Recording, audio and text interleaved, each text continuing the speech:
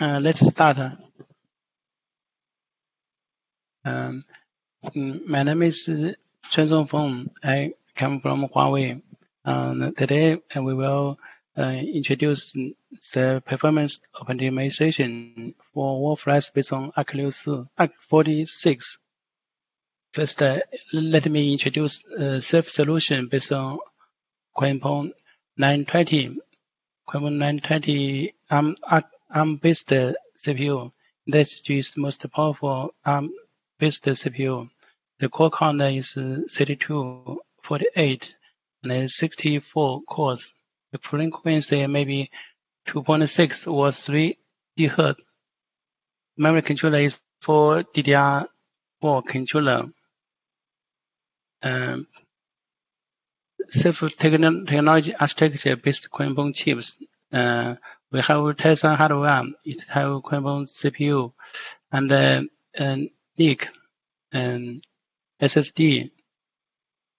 We have tested on OpenOLA, Red Hat, CentOS, SUSE. We after performance through software and hardware collaboration. On CPU, we improve CPU use. 10 CPU prefers on or off. Optimize the number of concurrent threads. And use NUMA optimization. We test different kernel page size, 4K and 64K. We optimize NIC performance. Use interrupt core binding, MTU adjuster, and TCP parameter adjustment. We also do some I/O performance optimization. Today we will introduce this.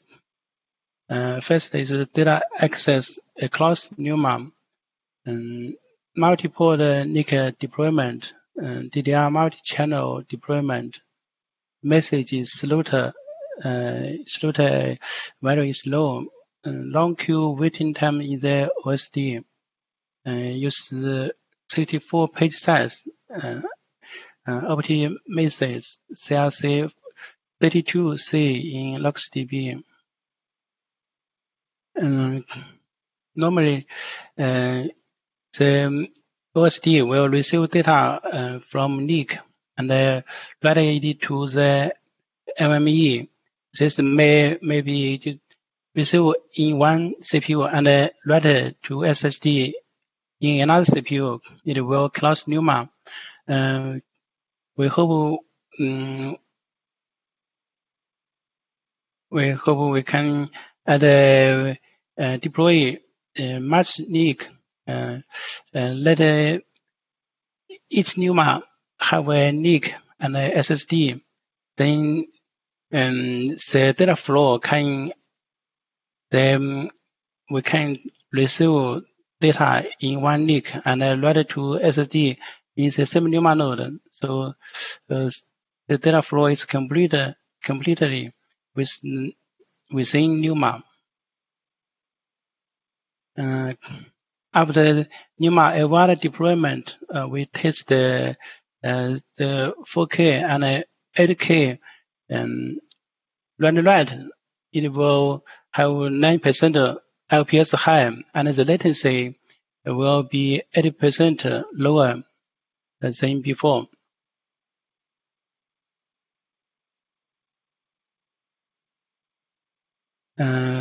For multi-port NIC, it will, for example, if the NIC installed in NUMA 0, and it will have multi-port. For example, it have 4 ports. We can assign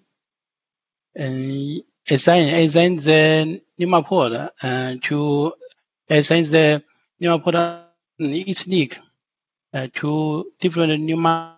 For example, NIC is bound to NUMA 0, and the RQ, all the RQs in NIC 0 will bind to lemma 0, and we will we will assign some OSD use this NIC. So the NIC interrupts and OSD process will in the same lemma node. The NIC receive packets and OSD receive message will in the same lemma node. This will be mass balance than the sys1. We have tested this deployment with before with this optimized the 4K random write is 7% LPS high, and the latency is 6% lower.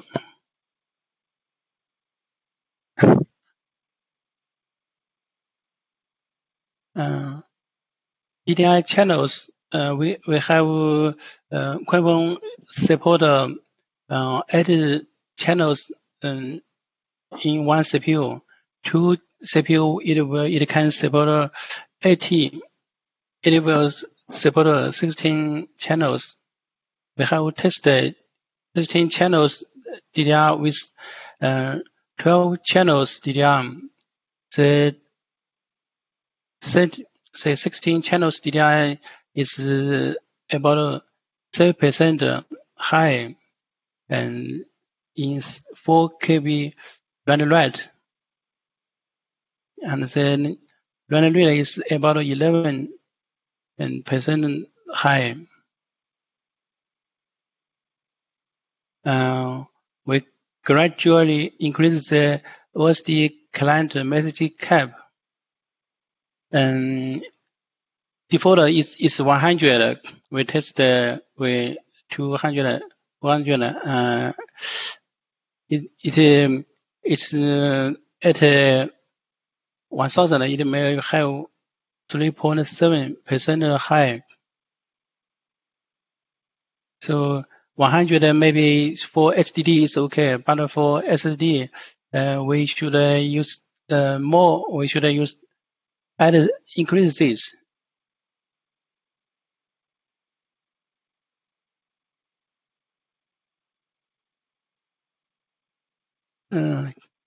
Okay.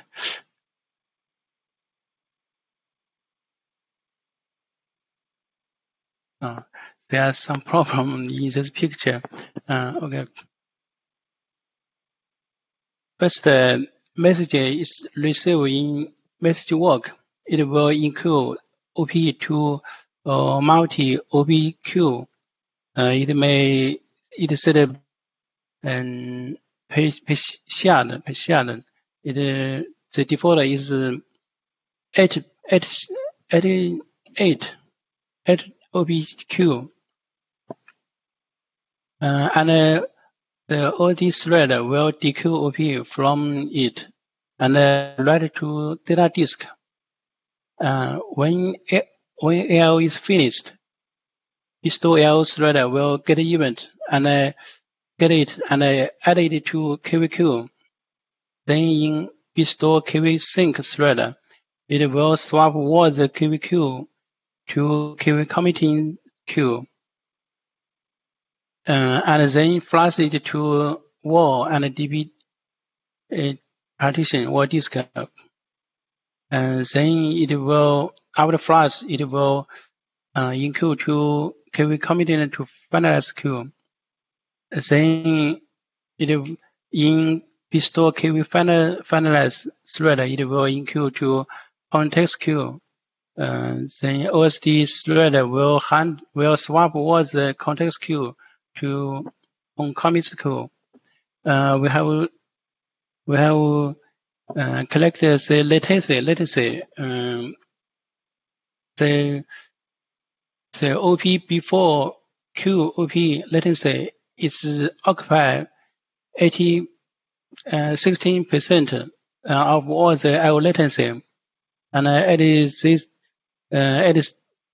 the state KVQ latency from here to before sync. It about it take occupy 26%. This latency, KV committed latency, is after sync before flash to this to here, it occupy 27%. This two latency is much higher than this one. I have collected the Q length. We found that the average length of OBQ length is about 10. It's less than 10, and so the Q time is short. The length of KVQ and KV committing is about is greater than C, and the Q latency is long.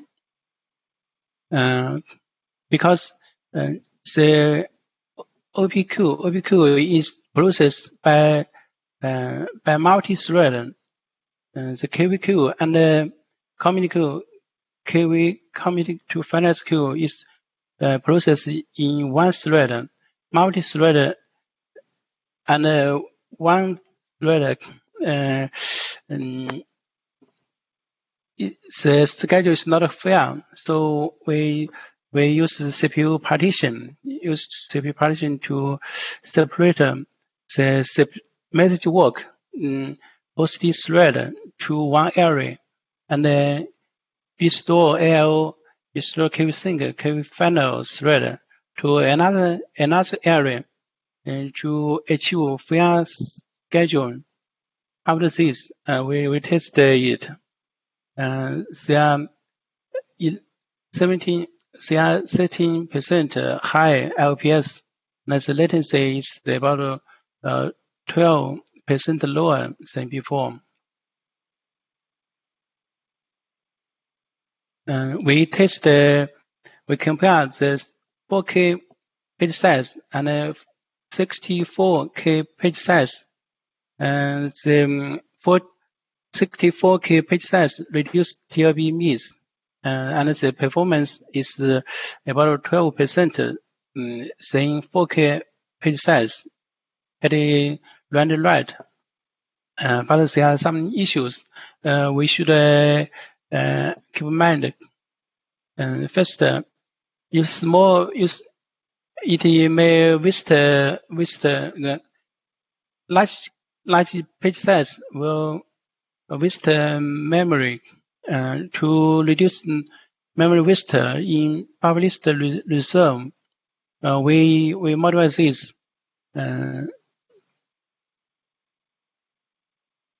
We use the default use page size to align, and after we use small page size align. This is 4K.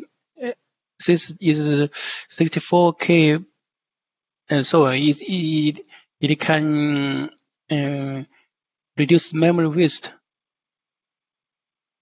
Second, we found in memory pool, it uses 12, which is for 4K page size page shift.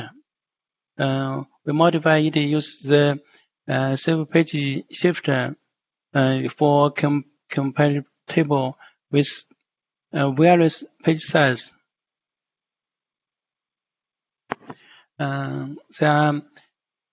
They still have rate amplificate issue. When BlueFS buffer I/O is set to true, metadata is read using buffer I/O, and the sync file range is called to write data to disk by page in the kernel. If the page size is 64, then it will write by the mini size is 64K. We have the magnification factor is 2.64, 2.46 for 4K pages, and 5.46 for 64 pages. We have tested 10 BlueFS buffered L24s. The metadata is read using DirectL. Single file range is not called. The magnification factor is 2.29. Too many writes affect the disk life cycle, so we suggest set BlueFS buffered L24s when use 46 page size. Tismalloc and kernel page size issue. When the Tismalloc page size is more than the kernel page size, the memory keeps increase until it approaches OSD memory target, and the performance deteriorates significantly. To ensure that the page size of Tismalloc is greater than kernel page size,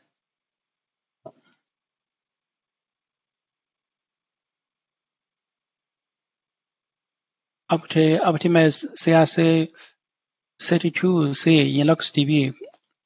LuxDB's CRC32 ARM64 is supported since Ceph Pacific. If you use elevation, you should backport this feature to elevation, and the performance is improved about 3%. Default, it uses slow CRC32. This algorithm, so it's better to use ARM64 instructor.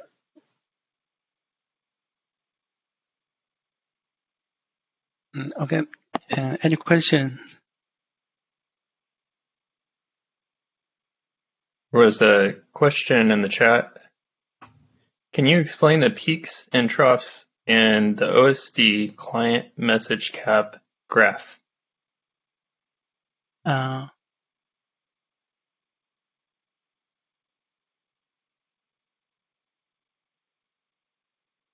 Pardon?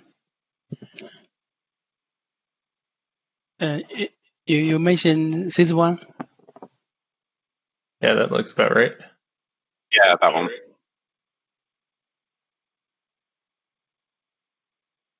It wasn't clear to me why that's such a noisy line. I mean, whether there's some architectural thing why, say, 200 is better than 400, or whether it's just that you've got a lot of noise in your benchmarking, or if you could, yeah, just the shape of that graph was quite confusing to me, and I was wondering if you had an explanation for it.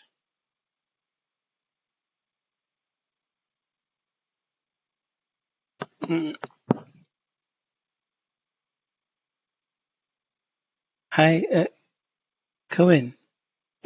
Can you translate for me? Yeah. So I think. just could you hear me? 就是我听我柯伟就是这样的，就是那个他是说大概是意思是说这个曲线是有些波动嘛，是吧？对，是的。这个是我们对我们测的时候确实是有一些波动，但就是从我们这个只是有些波动，看起来就是这个把这个 slot 关掉的话它会比较稳定，从1000以上以后的话，我们看的是就这个本来这个是一个流控的嘛，它是消息发过来的时候做一些流控的，但是我们发现把这个流控打开以后，它性能波动是比较大，就相当于我给了1000以后，基本上这个流控就没效果了，就性能又比较稳定。要帮我解释一下。OK， So hi, Matthew. Yeah. So actually, so when we are citing for this for the slot, when we are opening the throat, so the data is quite small, but when we are close the small, yeah, so the data is various, and you can see the peaks and throws. So we've got actually. So all data we have done, we have taken from the experimental environment. Yeah. I have a related question about this graph. Was there a big Q depth when this test was done? Like, did you have to have a very deep Q before you would see this improvement, or did you also see an improvement in IOPS with a shallow Q? Hi, Serge. Yeah. So you mean the testing environment, or you Yeah. mean the testing cluster? Yeah. Yeah, and for this test in particular, I mean, my intuition says that making this client message cap high will probably only help if you have like a really deep queue, which would mean really high latencies. And I'm not sure how, like, if that's going to impact real cluster workloads or if you necessarily want those really deep queues. But I'm not sure. I'm wondering Okay. what your Yeah. test was. So hi, Chunsong. So could you sure actually what is the scale of the cluster we have set to get this data? Yeah. So 什么？就是它这个我们这个测试的环境大概是一个什么规模的，所以就得到这个现在这个数据。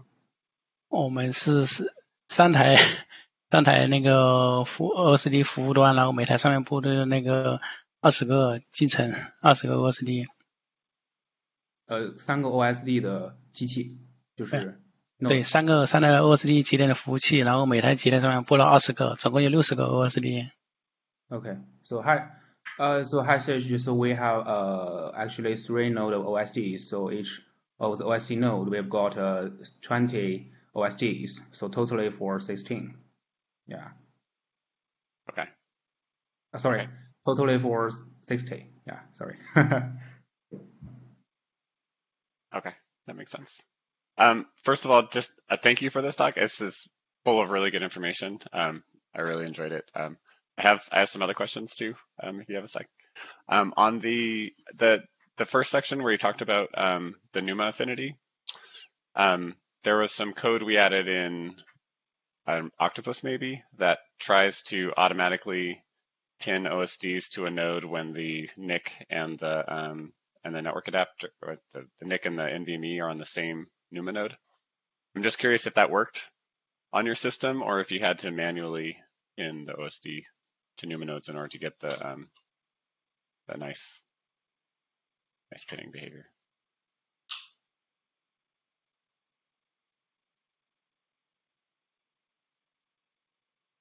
So we can come to the NUMA page. Yeah, number 1. Number 1. Yeah. Yes. Yeah. Did the automatic pinning work, or did you have to do this manually? That's the question. OK，嗨，春松，这个就是我们这个环境啊，它是自动配置的这个 NUMA，还是说要专门的手动去设置？就是现在Ceph 1.4版本是支持自动配置了，就是我们一个网卡的话，它可以就是一个网口我们是可以出有4个口嘛，4个口的话，每个上面就是手动设一下它的 NUMA 一个节点属性就行了。设的比如说我们设的这个0、1、2、3，它就会自动亲和了。Okay. So we are using the version beyond Ceph 14, so that can support to have the NUMA affinity automatically. Yeah, so we don't need the manual side. That's excellent. Okay, that's good news. Okay. Glad to hear that. The CPU partitioning that you mentioned is a new concept to me. I didn't realize you could do that. I would be curious to see details of how you set that up. I don't know if you could send a follow-up email, or maybe this is all common knowledge. I didn't actually realize. I guess that's sort of the question in my mind is if this is also something that we can make the OSD do automatically. For example, if we told the OSD that it gets like 8 cores, if it could automatically divvy up its threads, so there are 4 each or something across the Blue Store side and the OSD AppQ side. Do you have any sense of whether that's something that we can automatically do, or did you find, is this something that you think has to be sort of manually set up in order to get this type of performance?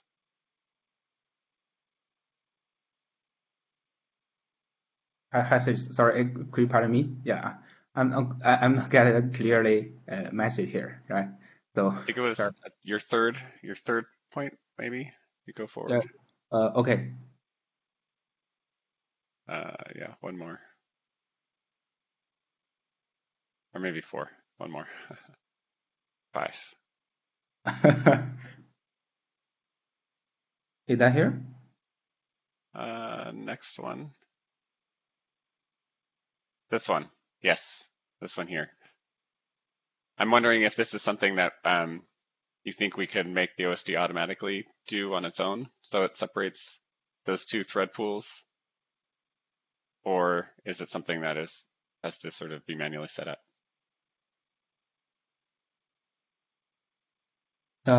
So you mean that we have set these OSDs automatically? Do you think it could be done automatically? I guess is the question. Yeah. Like, ideally, we would want this to the OSD to just do this on its own, so it can maximize the performance. Okay. Do you think that's feasible? And if what do you think? What would be necessary, do you think, to make that happen?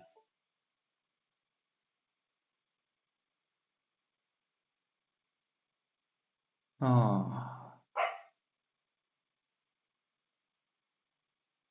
Does that make sense to you, Kifu? Maybe you can.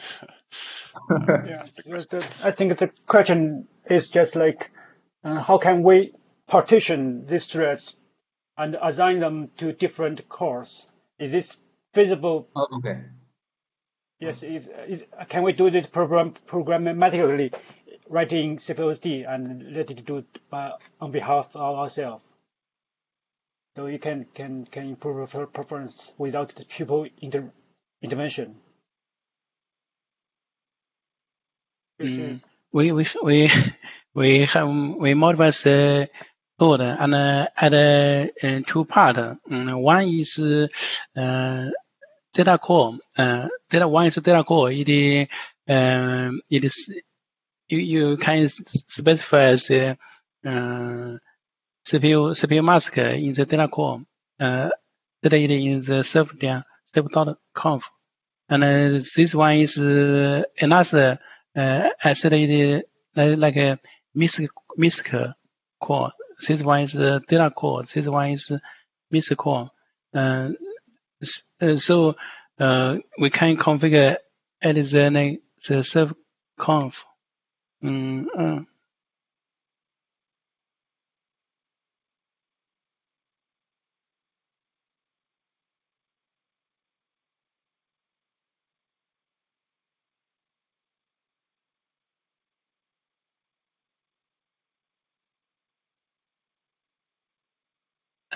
The configure file like this.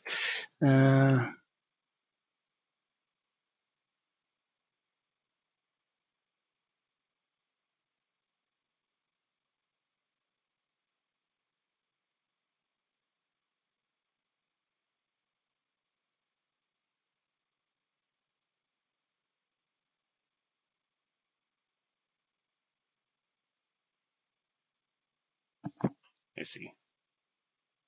Okay.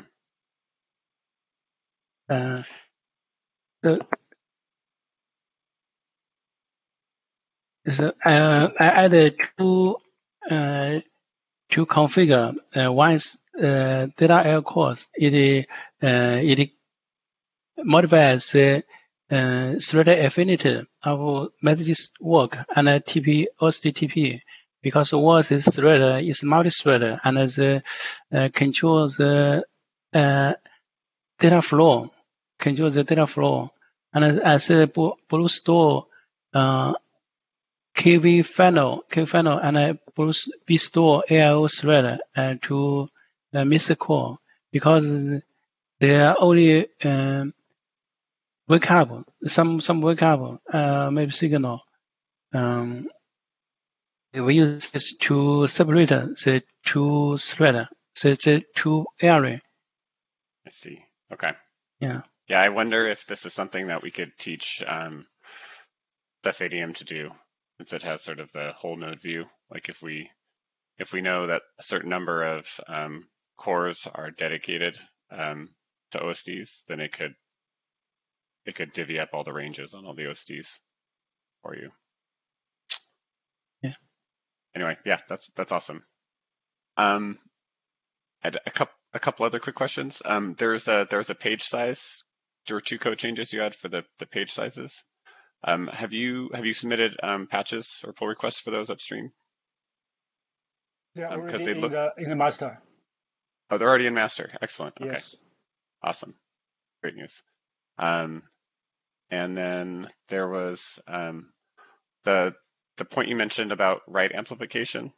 If I remember correctly, I think the most recent change there was that the Blue Store metadata is writing using direct IO, which means it shouldn't have any write amp in this case, but the reads are still using buffered IO. I don't know, Kipu, maybe you were paying attention there, maybe you remember, but I think that this issue should be dealt with also in master. Is that right? I cannot exactly recall when the DI was added for the write operation.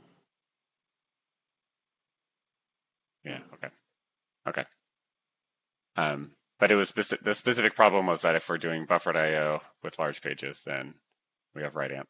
But that's not direct IO, then we wouldn't have that issue. I see. Yeah, I think. Okay. And then the last thing was just that TC malloc and kernel page size.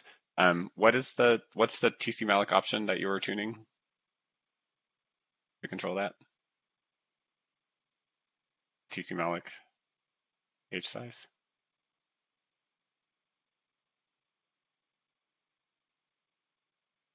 I wonder if that's also something that we can make sure that either the Ceph OSD process itself or the orchestration or whatever is setting automatically.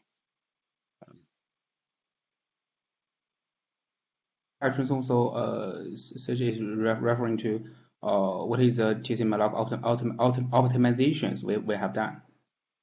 Yeah. So. Yeah. Or what's the option? What is the option? 啥意思？就是它这个优化了什么东西？就是 TC malloc 你改的是哪个选项，让它和这个 page size 适配的？你还记得吗？是这样的，就是 TC malloc 的话是在Kernel 7.6上面，它是内核是64K 页，然后 TC malloc 它默认是8K 的，但是在Kernel 8.1上面它已经改了，就是 TC malloc 已经是64K 页了，跟内核页是一样的大小了。在 7.6上面我们当时发现的问题就是它那个就页大小不一样嘛 ，TC malloc 页比内核的页要小。然后呢，我们发现那个内存它就。我们的问题就是想知道，就是我们在 Ceph 这方面是不是能够通过修改 TC malloc 的设置，能够达到这个效果，能够提高它的性能？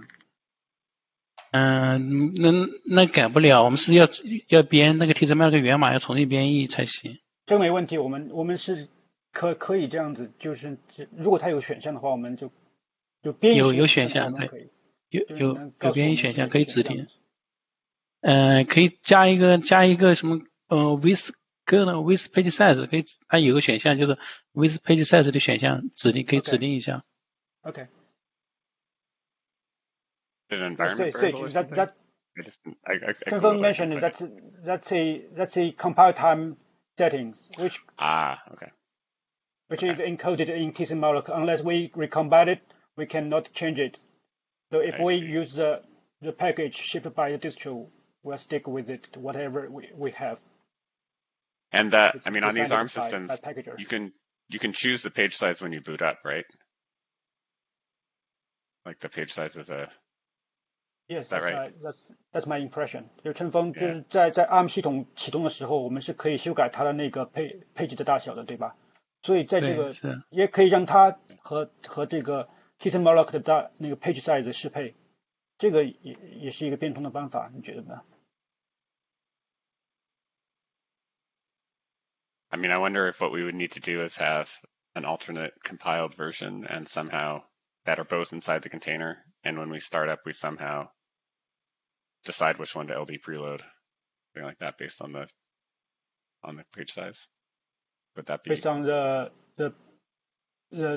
distro version, right? Yeah, I mean, it's not the distro version, right? Because if you reboot, it's like a kernel option, isn't it? Yes. Right. So in like the startup script, it would have to like look at the current running page size and then LD preload the right compiled variant of tcmalloc based on that. Yes. When starting OSD, yeah. Yes. Once we figure out the page size, we can reboot the container and use the right setting. Yeah. Or just do it in the startup, like because all these with Ceph ADM at least, there's a bash script that actually runs the OSD process. Yeah. And so it could pass in the right and variable environment variable or whatever. 春风，你觉得对吗？这个想法就是在如果我们知道 page size 的话，我们就可以在启动的时候决定它，然后让它拿到更好的性能。它那个内核的是就是内核这个是编译，这译密器是不能改的，启动的时候改不了。对，启动时改不了，而且每个发行版的话，它都做了适配的。现在就只有Kernel是那个64K 页的，其他的无版图和书水都是4K 的页的。Yeah, Chunfeng says that it's unchangeable. Only the CentOS and Rail has a 64 large page, and on other distros we have the smaller 4K page. Is that right? Right. Okay. Is that because of the kernel? That's what the kernel supports, you mean? Yes, it's pre-configured, so it cannot be changed, even at boot time. Okay. Okay.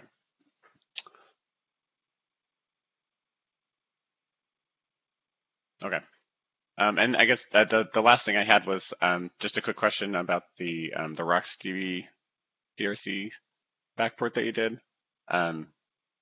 Is there maybe we should include that patch in the version of RocksDB that we're building with, or possibly we should just fast forward. Like for Quincy, we should probably just fast forward to whatever the latest RocksDB release that hopefully includes that patch. But for I think we already included the CRC fix in Pacific. We did. Okay. Yeah. Okay. Cool. That's also mentioned in Chunfeng's slides. Oh, there it is. Yeah. Got it. Okay. Okay. Cool. Awesome. That's all I had. This was great. Thank you. Enjoyed this talk.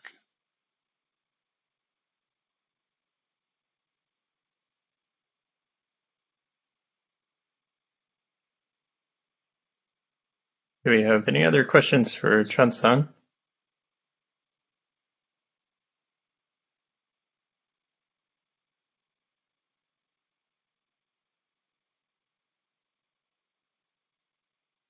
All right. Well, we got a little bit of a gap in our schedule. So we have about 19 minutes before the next presentation with Anthony on Intel FlashBase. But I want to thank Chunsong for taking the time to present to us, as well as Kevin for helping with the translations as well with the questions. So thank you everyone for your time. Appreciate it.